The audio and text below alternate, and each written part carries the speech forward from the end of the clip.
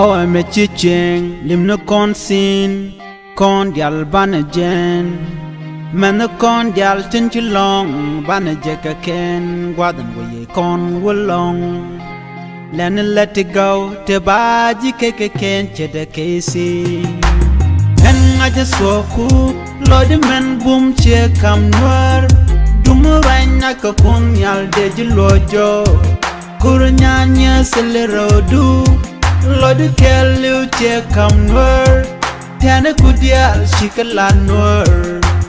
tog bala da jin ramaran ban run tege du chaka gol chinya chaka tele ramine chenye nege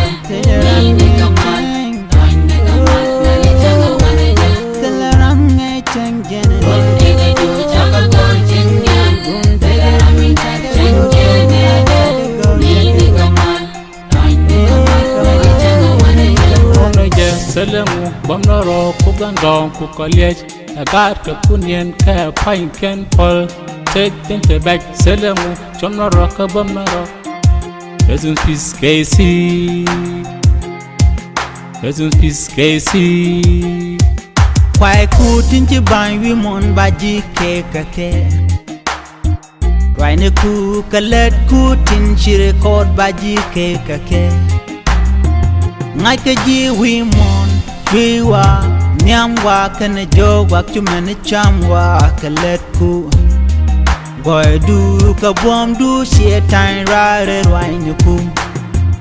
baji lo ka wai ne ku tinji ban wi mon na me Jinti ka kek mi chira squirrel baji kek shibo marley run tege du chaka gol chinya chaka tele ramine chenye nege ni kaman toine kaman nale chaka wane tele range chengene run tege du chaka gol chinya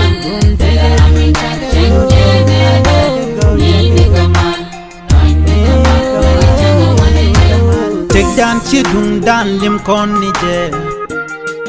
ye dan te dan lim kon ni ke me cha ka te da gwan wa he mu me din la tek dan man te ka kon ka lim kon ni ke de kon a liri di na ka ni no nong gen shi daba nong gen shi ya cheng cha de kel ka ko bakalet kun tim Tiama ma bi pal tiama John Castro Nyene kamal Yi kenyen ko si kenyen ran Lange kamal